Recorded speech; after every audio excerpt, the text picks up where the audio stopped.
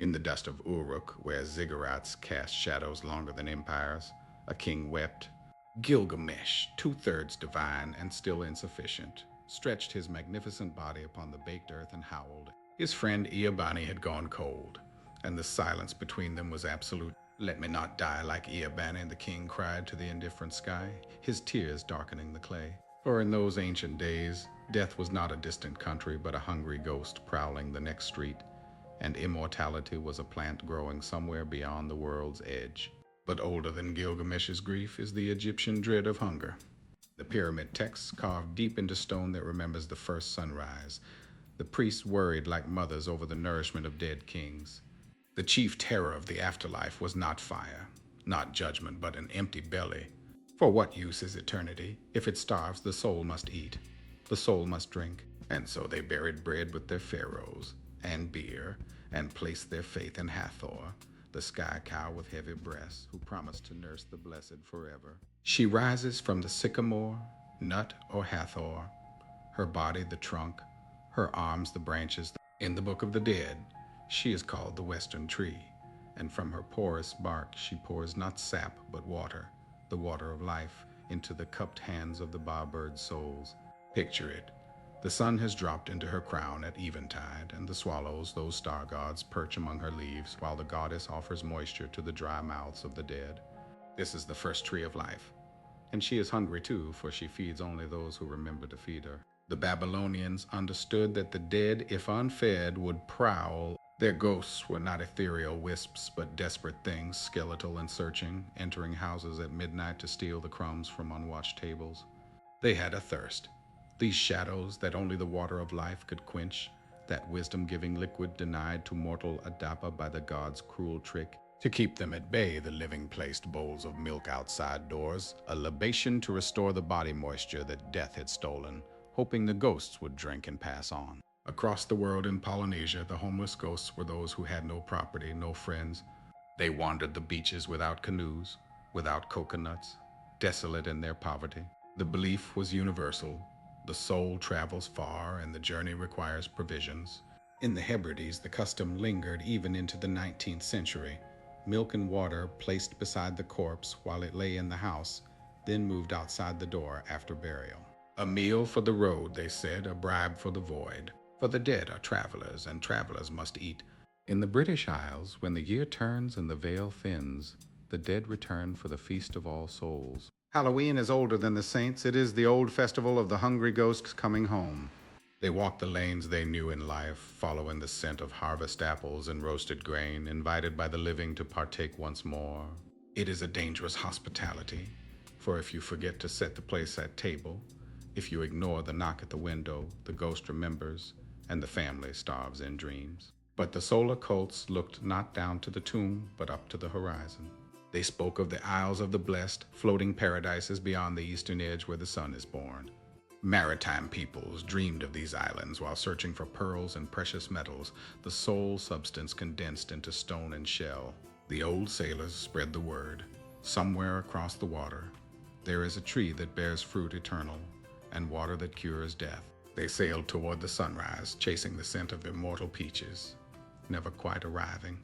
Those who dwelt in inland plains and crossed the great deserts conceived of paradise differently. They saw it in the oasis mirage, that shimmering lake that appears and vanishes like a promise. To them, the tree of life grew not in the east, but among the mountains and the wonderful rose garden of Central European tale. There, under the linden tree of immortality, fairy ladies dance with dwarfs, and the king of the little folk possesses a cloak of invisibility. He wraps it around mortals, he steals away, and they are never seen again, fed forever on rose-petal wine. The Celts knew the apple as the fruit of immortality, silver branches heavy with round moons of crimson and gold. But the Norse, shivering in their northern halls, looked to the ash. Yggdrasil, they called it, the world tree. Its roots deeper than graves, its crown higher than the stars. At its base lies a well where souls receive the Hades drink, sipping from a horn embellished with serpent symbols. The drink is cold, metallic, ancient. It tastes of ice and memory, and those who drink forget they were ever mortal or ever loved. In Iranian mythology, the Aryo-Indian Indra constructs the world house around the sacred tree. It is the same tree that appears in Assyrian art.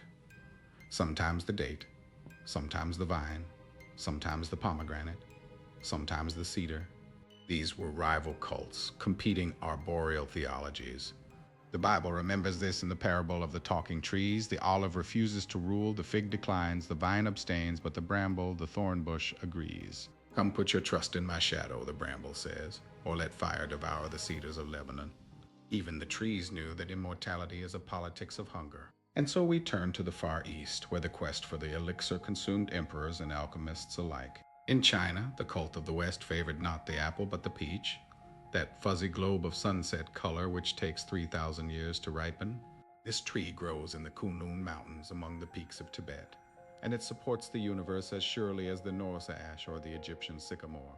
Its fruit is heavy with condensed time, with longevity compressed into flesh. One bite and the teeth close on centuries. The tree is guarded by Wangmu, the royal mother of the West, the Far Eastern form of Hathor. Transformed where the Egyptian goddess was cow-headed and maternal, Wangmu is fairy-like, jade-adorned, terrible in her beauty. She dwells in the palace of exalted purity, in the metropolis of the Pearl Mountain, entered only through the golden door. She is the mother of immortals, the keeper of the register of those who may live forever. And she is patient. She has waited 3,000 years for the fruit to ripen. Once she can wait again. In Japan, they call her Seiobo, and she wears the robes of the Tang dynasty, embroidered with chrysanthemums that never wilt. Japanese added their own flora to the cult, the sacred chrysanthemum, the cassia tree with its bark of cinnamon, which also grows in the lunar paradise. For the moon, too, has its gardens. The celestial yellow river flows not with water, but with star milk. And the moon girl sits beneath her own tree, pounding the elixir of life with a jade pestle, while a toad or a hare watches, waiting for the medicine to be ready. The lunar elixir appears in India and Scandinavia as well, a comparative motif that suggests a shared dream among ancient astronomers. In China, the star maiden weaves the silver thread of the Milky Way, while her cowherd lover waits on the other side, separated by the celestial river. Once a year, magpies form a bridge so they may meet. It is a story of postponed reunion, of love sustained by infinitesimal sips of immortality. For the gods live forever, but love like mortals, and their separations are eternal by our measure. The sun bark carries the day across the sky, but it is the moon that governs the waters of life. In the celestial river floats the island of the blessed, identical to the Egyptian concept, identical to the Polynesian. The Makara, that crocodile dragon of the deep, swims there guarding the pearls that are solidified soul substance. In China, this beast becomes the attendant of the water deities, while in Japan it morphs into the dragon that guards the tide jewels. Every culture has its monster at the gate, for immortality must be guarded, or the dead would overwhelm the living. The Chinese Ishtar, if we may draw such parallels, is the goddess who descends to the underworld, who faces the seven gates, and is stripped of her robes, her jewels, her power. There is a deluge legend here too, a flood that washed away the old world, leaving only the immortals on their high mountain. Three spirits entered the wood of houses and spoke through the beams. Little Peachling, the Japanese Momotaro, emerged from a giant fruit to conquer demons. The stories proliferate, variants on the single theme, that life persists, that fruit contains souls, that bones remember. Soul substance was sought in dragon bones, in trees that bled when cut, in pearls that formed around a grain of sand as the body forms around a soul. The alchemists of the Han Dynasty ground jade and gold, seeking the chemical marriage that would produce the pill of immortality. They drank mercury, thinking it liquid silver, the metal of the moon. They died young, poisoned by their pursuit, and were buried with their elixirs unfinished. The quest for life produces death. This is the irony that the myths whisper but do not shout. At first, only kings entered paradise.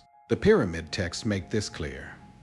The pharaoh alone may suckle at the divine breast, may eat the eternal bread and drink the everlasting beer.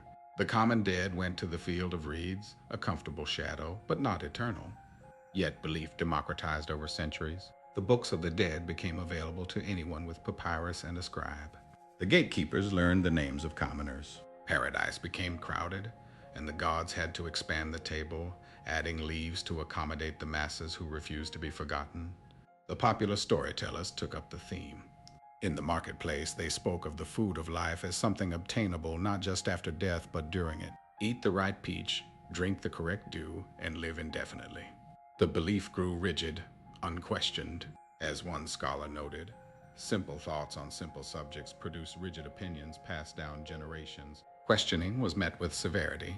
Like Galileo, those who doubted the tree of life found themselves outside the garden, burning not from fire, but from exile. Return to the two vultures with long hair and hanging breasts. In the pyramid texts, they draw their breasts over the mouth of King Pepi, but they do not wean him forever. This is the eternal nursing, the refusal to let the child grow into death. The king remains infantilized in eternity, suckling at the cosmic teat, while the bread of the gods sits untouched on the table. It is a terrible image of paradise as stasis, no change, no growth, only endless satisfaction of ancient hunger. The sun god was appealed to. Give thou bread to this King Pepi, from this thy eternal bread, thy everlasting beer. But the chief source of nourishment was the tree on the great isle in the mythical lake beyond the eastern horizon. Egyptian artists depicted this as a palm or sycamore, with the goddess rising from inside it, pouring water from a vessel. The libation ceremony restored body moisture to the mummy. In Tekken Kings, Elisha pours water on Elijah's hands, a biblical echo of this Egyptian rite. The water of life passed from master to student, from God to man. The goddess Europa was worshipped at Gortona in Crete as a sacred tree. The myth travels. From Britain to India, the tree spirit enters and leaves the wood. In Polynesia, the breadfruit tree became a god, or rather a goddess made from the magic tree. The tree is the mother, and the fruit is the child, and to eat it is to consume divinity. This is the original sacrament, older than bread and wine, older than the host. It is the consumption of the god to become the god, the eternal return of hunger and satisfaction. The old sailors who searched for soul substance in pearls and metals had much to do with spreading the idea of the Isles of the Blessed. They returned with stories of floating islands that appeared and vanished like desire itself. Those who crossed deserts saw oases that were not there, projections of thirst onto the sand. The mountain paradises of Central Europe, the rose garden with its invisible dwarf king, these were compensations for the harshness of life. We place paradise where we cannot go, beyond the sea, above the sky, inside the fruit that ripens only when we are dead. The world tree supports the universe. In Egypt, it is the sycamore of the sky goddess. In Norse myth, the ash Yggdrasil. In China, the peach. In India, Mount Meru, the world's spine. All are axis mundi, the center around which the cosmos rotates. When the sun drops into the sycamore at eventide, the swallows, the star gods, perch in its branches. Darkness falls, not as an absence, but as a settling, a roosting of celestial birds in the tree of night.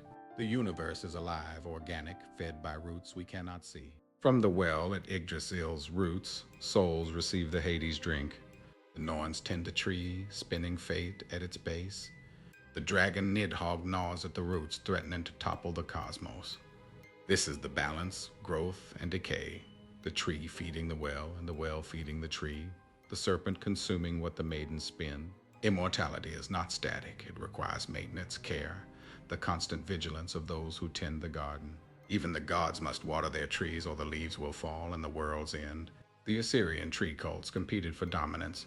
Was the tree of life the date, the vine, the pomegranate, the fir, the cedar, or the oak? Each had its priests, its rites, its particular aroma of immortality. The cedar of Lebanon was the most prestigious, tall and fragrant, resistant to rot. The pomegranate offered seeds. The vine offered blood wine. The date offered honey. The bramble, rejected by the other trees, promised fire. This is the politics of religion, the arboreal battle for the soul of the empire, fought with incense and shadow. Chinese peach tree takes 3,000 years to ripen, 3 millennia of waiting for a single bite. The tree grows in the garden of Wangmu, surrounded by the immortals who have already eaten. They wait with her, playing chess, drinking wine, watching the fruit slowly blush from green to gold to crimson. Time moves differently there. A day is a year is a century. The peach hangs heavy, full of condensed temporal essence. To eat it is to compress 3,000 years into a moment, to become a living fossil outlasting dynasties. The Emperor of China, hearing of the royal mother of the West, sent expeditions to find her garden. They crossed the Taklamakan Desert, climbed the Kunlun ranges, and found only snow and silence. Say, Wangmu does not receive visitors who come seeking. She appears only to those who have stopped seeking, who have accepted mortality and thus become worthy of immortality. The paradox is perfect. To find the food of life, one must no longer hunger for it. The emperor's soldiers died on the slopes, their bones whitening among the juniper, their rations uneaten in their packs. In Japan, the story changes. Siobo is not a mother but a queen, elegant, distant, tasting the peaches with chopsticks, sharing them with her court. The chrysanthemum becomes the symbol of the imperial autumn, the cassia tree, the scent of the moon. The far eastern paradise is not a place of nursing but of aesthetic appreciation. The immortals compose poetry about the peaches rather than devouring them. They understand that to consume eternity is vulgar, better to contemplate it, to let the fruit hang as a promise, a work of art that outlasts the artist. The moon girl, Chang'e, drank the elixir and floated to the lunar palace, leaving her husband behind. She lives there now with the jade rabbit pounding medicine. The elixir was meant for both, but she took it all greedy for life and found herself alone in the cold satellite. This is the warning. Immortality taken selfishly as exile. The moon is beautiful from Earth, but to live there is to live in a museum of dust, surrounded by the dead who have become fossils of themselves. She pounds the medicine still, trying to create an antidote for forever. The Star Maiden and the cowherd meet once a year on the Magpie Bridge.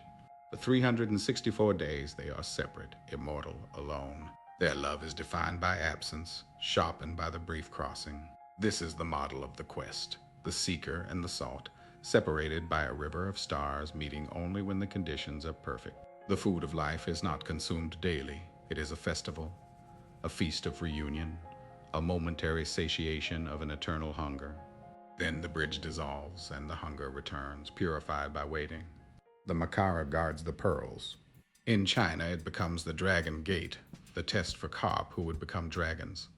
In Japan, it is the tide jewel, the kanju and manju that control the waters. The monster at the gate is necessary. Without the guardian, the treasure is worthless. The pearl of immortality must be earned, stolen, or gifted by the dragon who has swallowed the moon. The sailor who finds it in the belly of a fish has found the soul substance, the condensed essence of the water of life, hard and round and glowing in the dark. Little peachling, Momotaro, born from the giant peach, is the child of the tree itself. He is the fruit incarnate, the edible made mobile walking to defeat the demons. He carries millet dumplings that give strength to his animal companions. This is the food of life as weapon, as sustenance for the journey into darkness. The peach is not just for eating, it is for becoming. To be born from fruit is to be born without parents, without past, pure potential. He is the quest embodied, the answer to his own search. Dragon bones are ground for medicine. In the Chinese pharmacopoeia, the fossils of ancient beasts contain the soul substance of the earth itself, compressed by time. To drink the dragon bone tea is to drink the history of the world, to ingest the skeleton of the past. The tree spirits enter the wood of houses and speak through the beams, groaning at night with the weight of the roof. The house is alive. The medicine is alive. The past is not past but present, waiting to be consumed by those who know how to read the prescription. The quest of Gilgamesh ended in failure. He found the plant of life, but a snake stole it while he bathed. He returned to Uruk empty-handed, having learned that immortality is not for mortals. Yet the quest itself became immortal, told and retold, written in clay that outlasted the king. The snake, shedding its skin, gained the power of renewal, while the human remained as he was. This is the final irony. The animal who eats the food of life becomes eternal, while the seeker becomes a story, a caution, a name carved in stone that remembers the hunger but not the satisfaction. And so we return to the sycamore of the west, the tree that nut offers from the horizon. The sun enters it at evening and is born from it at dawn. It is the mouth of the night, the vagina of the sky, the place of swallowing and birthing. The dead enter it as shadows and emerge as stars. The water it pours is the amniotic fluid of the cosmos, the wetness that precedes all life. To stand before this tree is to stand at the threshold of the two worlds, the living and the dead, the hungry and the fed. The royal mother of the West still tends her garden. The peach will ripen in another 3,000 years. See, Wangmu waits, As Hathor waited, as the Norns wait, the immortals played chess with pieces made of jade and bone, moving slowly, thinking in centuries. The food of life is not fast food. It is slow organic, requiring patience beyond human capacity. The quest continues in the stories we tell, the fear of hunger that drives us to plant trees we will never see bear fruit, to write books we will not see read, to seek the eternal in the ephemeral. In the end, the tree of life is a library. Each leaf is a page, each fruit a book, each root a buried archive. The sycamore, the ash, the peach, the apple, the breadfruit, they are all volumes in the same encyclopedia of survival. We read them for instructions on how to outlast the grave, how to feed the ghost that walks beside us, how to pour water on the hands of the one who will outlive us. The quest is the reading. The immortality is the text itself, which survives when the reader has turned to dust.